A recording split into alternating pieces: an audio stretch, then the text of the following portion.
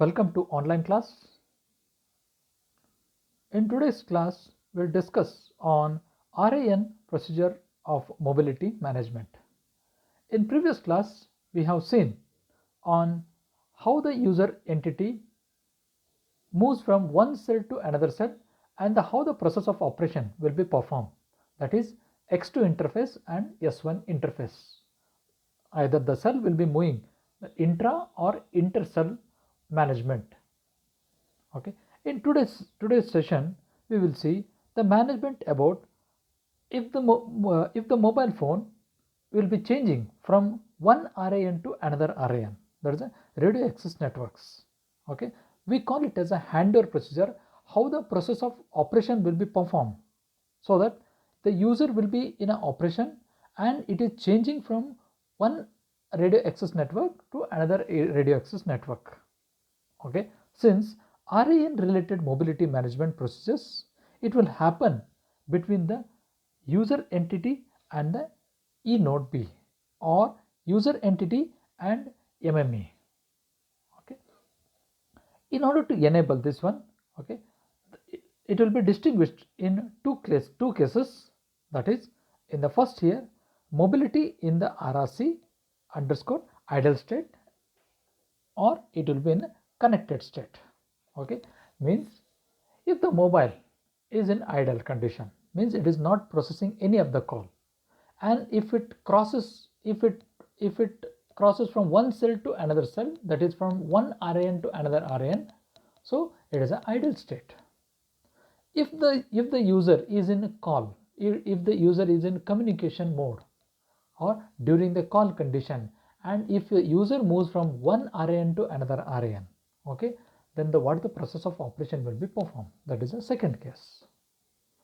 Okay, now in the intra LTE handover, there are 5 events that trigger that a measurement report will be happen during the intra LTE for the RAN operation.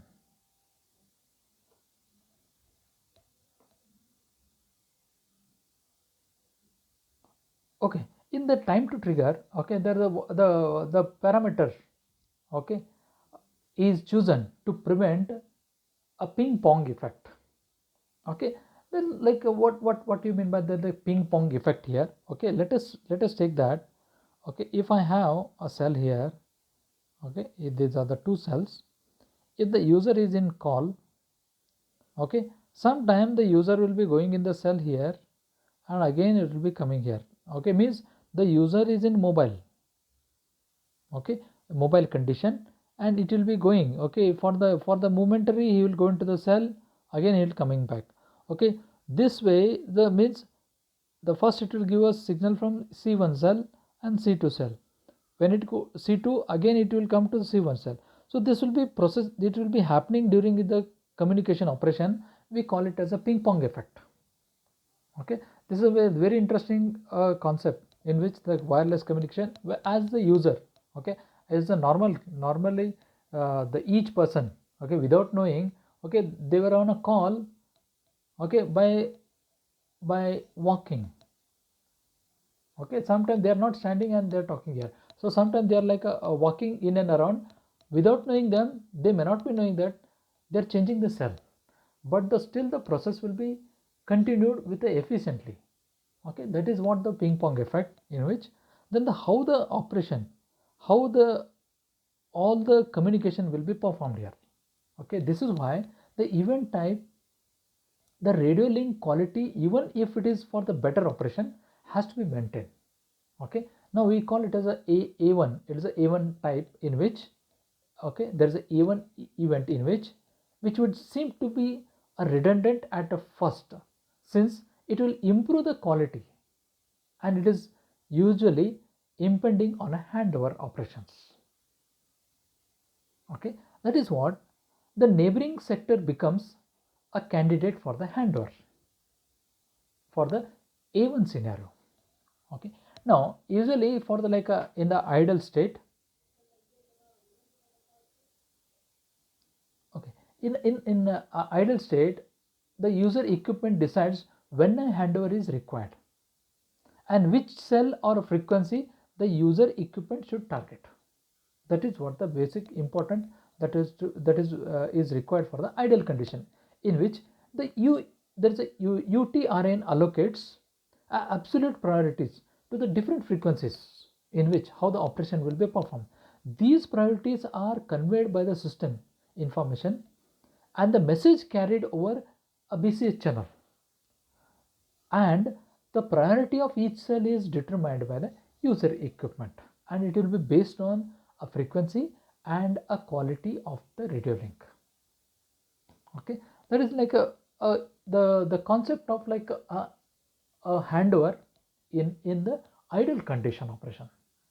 Similarly, in the connected mode, the UTRN determines the optimum cell and frequency for the target E node B in order to maintain the best radio link quality.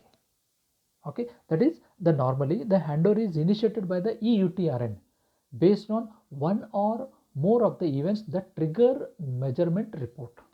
That are from A1 to A5 or from B1 to B2. Okay, so since the EUTRN may initiate handover without any of these trigger events. Okay, because in the connected mode this will be triggered. Okay, because all the way when this use the cell, when the user is moved totally from the one cell to second cell, of course there is no signal will be getting from the last cell. It is forcibly required to make the handover condition. Okay, without any trigger operation, it is as good as you move from one cell to another cell, and all the way you are not getting any signal from your previous cell. Then it is a forcibly that you have to make a handover. In LTE, there is what like we call it as a hard handovers.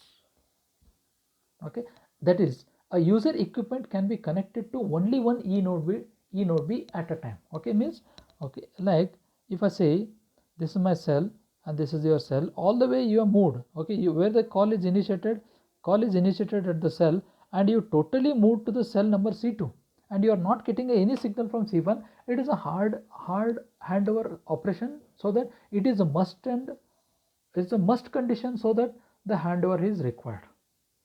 Okay, that is what that is like in which, because you are all the way you are getting a signal only from the C2.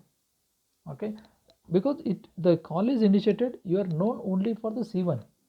When you moved on to the C2, it is a very new cell, so all the way process of handover is required. Okay, that is what. Okay, there is a backward handover where the source E node B controls the handover and requests the target E node B to prepare for the handover and allocate resource to the user equipment.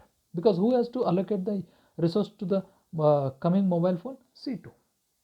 Okay, that is when the resources are allocated, that is from the E node B is ready to send a RRC message, radio resource request message. Okay, that is what like how the process of operation, even though in the case of like a handover in the connected state, the resources have been allocated at the target E node B, the user equipment still needs to use a RACH in order to obtain the physical layer synchronization, such as time and a frequency. Okay, and it will estimate and initialize in the power control operations.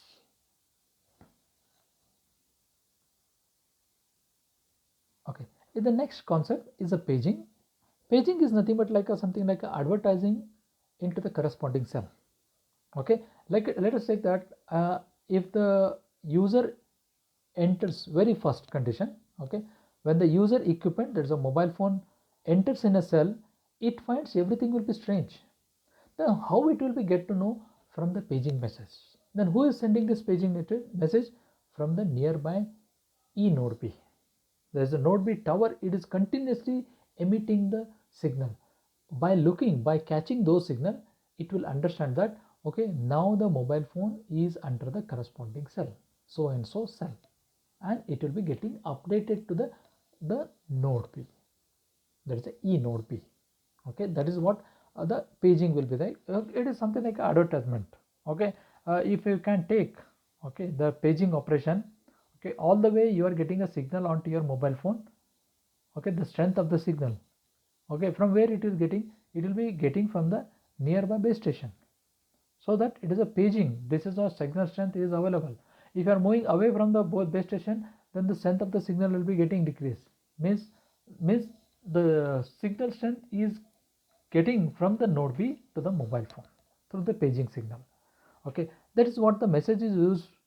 It is used to inform the UE, okay, in the idle or connected mode. Okay, now this is like why we require, okay, that is like idle or connected mode. It is about the system information change and or about the earthquake and the tsunami warning system, that is the ETWS notification. If it is like something like, okay, like it is like a pre-intimation to the mobile phone about the operation, and also monitors a paging channel to detect the incoming calls. Okay, it will try to detect with the any incoming calls are happening to the corresponding user equipment. Okay, similarly in a paging, a change of system information only occurs at a specific radio frames, and the concept of a modification period is, it is very much essential. Okay, and it has to be transmitted in a number of times with the same content. Upon this receiving a change notification content in a paging message, then the user equipment knows that the current system information is valid until the next modification period boundary is required. That is what. Okay, if the user equipment is in a cell, it will be getting updated to the corresponding cell. If it changes the cell, then it will see that there is something different message is coming, then it will think that it has supposed to be means it is supposed to be getting updated. That is what. Okay, how it will be done? It will be done through the channels, that is under the paging channels, paging the physical channels PDSCH and PDCCH. Okay, now there is these are like under the a control of like a physical layer, because all the way the E node B, it will be giving a request to the corresponding RAN, so that it is the handover process of operation is required and to be provided to the user equipment in both idle as well as connected mode. I hope this concept of paging will be very much clear for you. Okay, for the wireless communication is a very much essential condition in which it is required by the mobile phone, that is a UE user equipment, since for the measurement of quality of signal strength and the power, so that it will decide based on which the mobility is essential or not.